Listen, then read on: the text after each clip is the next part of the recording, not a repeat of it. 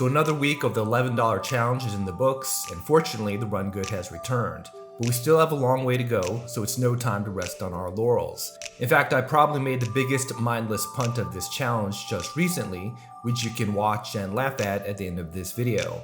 So it's important to remain vigilant and disciplined. And in today's video, instead of analyzing a hand like we normally do, we're going to take a look at my own stats using Drive HUD 2 to see if there are any glaring weaknesses. As most of you know, a HUD is a program that can track every hand you play online. You can then analyze this data in a variety of powerful ways. For purposes of our challenge, our main use of the HUD will be to pinpoint structural imbalances in our overall game. Now, in last week's video, we talked about two heuristics that can be used to balance your strategies. However, since these heuristics rely on simplifications of GTO, there's still the possibility that you can be exploited. For example, let's say you're on the river in a bluff-catching spot. If you ended up in this situation 1 million times, and in each of those instances you chose a solver-approved play, you could still be easily exploited. Yes, choosing to fold a bluff catcher when the solver also folds it some of the time is the quote-unquote correct play in isolation. But the reality is that the strength of a strategy can't actually be determined based on a snapshot of a single hand. It can only be measured over time across many hands. This is why in our videos, we focus heavily not on the outcome, but rather on the overall thought process and the strategy of the player. So for example, if hero folds all the time with break-even bluff catchers in this spot, even if solver approved, then he'll end up way over folding, which means that villain could print EV by over bluffing in this scenario. Remember, the EVs calculated by the solver are based on a static equilibrium strategy. However, there's no person on the planet, even demigods like Linus Love, that can come remotely close to playing a perfect equilibrium strategy. To underscore this point, here we're looking at the leaderboard of a cutoff versus hijack 3-bet spot in GTO Cash, which is a GTO trainer created by my best friend Dom Nietzsche. Notice that the top players have scores in the mid-70s and below. But this GTO percentage doesn't mean that, for example, Vitan is playing 76% accurately in accordance with the solver. It basically just means that 76% of his plays were solver approved. This says nothing about whether Vitan's frequencies are in alignment with the equilibrium. If users were required to actually replicate solver frequencies, most likely this GTO percentage would drop below 10%. And mind you, these are on very simplified game trees with limited datasets. So what does this all mean? Well, it means that everyone has severe imbalances in their game, and everyone is exploitable. But in order to take advantage of these imbalances, you need to be able to identify where they exist and in which direction they run. In most environments, especially live, using the balancing heuristics we discussed in the last video will probably be sufficient to protect you from being exploited against most opponents, because it's very hard to detect imbalances with the human eye. But online, most regulars will be using HUDs, which can very easily identify imbalances with great precision. This is why many believe that HUDs shouldn't even be allowed because they're such powerful tools. But HUDs are legal on most sites, so it's imperative to utilize them if you want to be successful online. Broadly speaking, there are two main ways to use a HUD, offensively and defensively. On the offensive front, you can use your database of hands played versus specific opponents to identify imbalances and weaknesses in their game. Do they 3-bet too often? Are they too passive? Do they overfold on the river to triple barrels? This sort of information can be extremely valuable because it can make what would otherwise be difficult borderline decisions very easy. And if you have enough hands in your database, you can perform mass data analysis on all the players in the pool to determine not how specific players play, but rather how the pool or certain player types tend to play in general, which can be extremely helpful versus unknown villains. However, since the whole point of this challenge is to show that a basic GTO approach can beat the lowest stakes, we won't be using the HUD offensively. Note that the approach that we're using is not recommended if your goal is to make the most money possible. And many of you left comments about how recreationals tend to play in recognition of this fact. But our goal with this series is not to win the most money possible. If it were, we would fully utilize the HUD, we would max exploit, and we would get help from coaches, training sites, and friends. Instead, our goal is just to prove that beginners can and should learn conceptual game theory beginning on day one if they want to improve as rapidly as possible. There's no doubt that exploits are an extremely important part of playing winning poker, but our view is that advising absolute beginners to exploit before they understand the basic fundamentals is a major mistake. Take this piece of work for example. This is a classic case of someone trying to exploit without first having a solid foundational understanding of the game. He's playing like he's Mike Matusow after a 12-pack of Pabst Blue Ribbon. He simply has no clue what he's doing, and frankly, most poker players are in this same boat.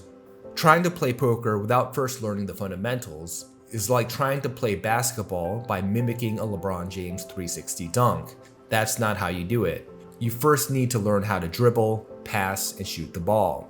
Like many other things, poker is learned through repetition, and exploits inherently introduce additional complexity into the game because it requires you to play the same scenarios in different ways depending on who you're facing. But if you're constantly altering your strategy depending on the villain type, then the same spot in a vacuum actually becomes multiple different spots with different strategies. This makes pattern recognition much more difficult, especially considering the fact that the game is so vast and there are essentially an infinite number of different scenarios in poker. So for purposes of this series, we'll only be using the HUD defensively, which is basically just the flip side of the offensive use. We put ourselves in our opponent's shoes and assess whether there are holes in our game that can be exploited by someone using a HUD. Now, if you want to detect imbalances in your own game, you need to compare it to some baseline. It could be based on the stats of a good player, or it could be against a database of GTO solutions. For this video, similar to the Aerial series, to start off, we're going to use Pluribus's dataset as the baseline. For those that are unfamiliar, Pluribus is an advanced 6-max bot that was developed by a group of leading AI researchers.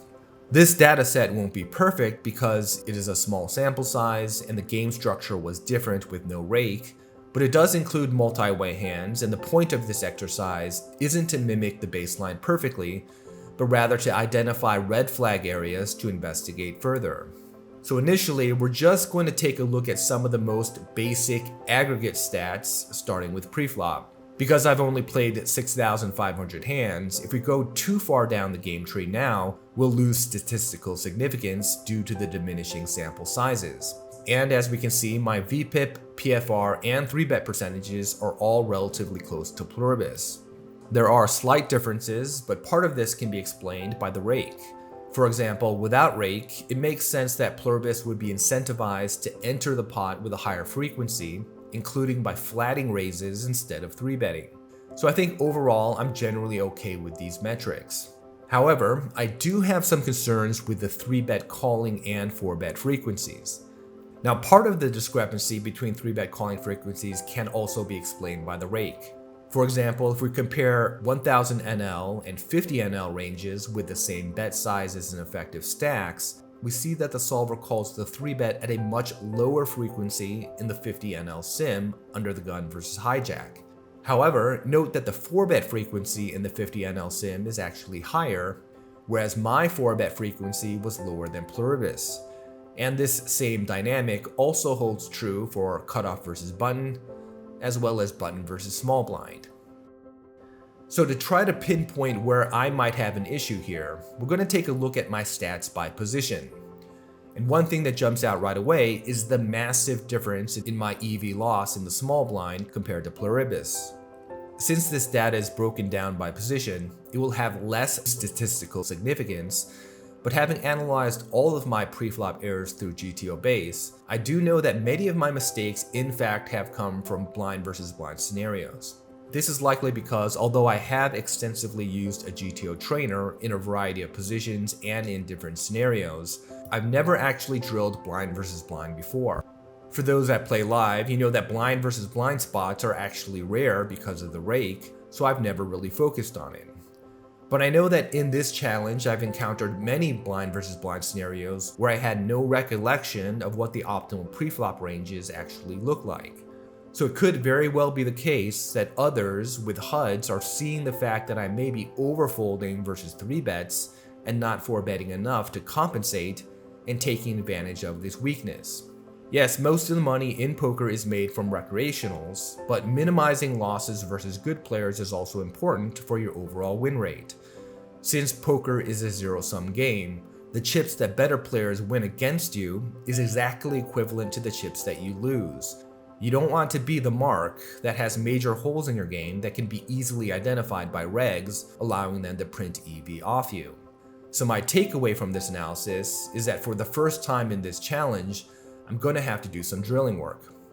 I'll use the same method to learn this spot that I used when I first learned how to play this game. I'm going to use a trainer in this specific scenario to build up my understanding of how it operates. Although I'm not a big fan of memorization when it comes to learning poker, for pre-flop there's really no easy way to reason your way to the optimal strategy because there are just too many different flops, turns, and rivers for the human mind to process intuitively. Now I'm sure many of you likely have an aversion to this sort of tedious study. That's why many of you likely got into poker in the first place, because you didn't enjoy school or the mundanity of a 9-to-5 job. But the reality is that in any high-performance competitive endeavor, in order to maximize your potential, you must put in work and do the small things. That is what separates the good from the great. An obsessive attention to detail through constant self-reflection.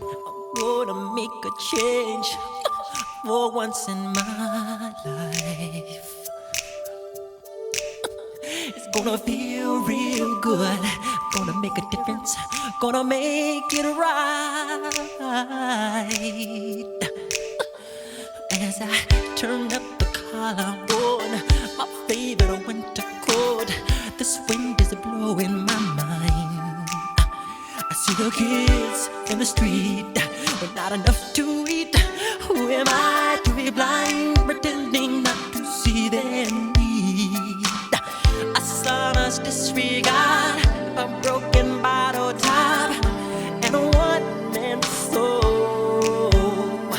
They follow each other on the wind, you know, 'cause they got nowhere to go. That's why I want you to know.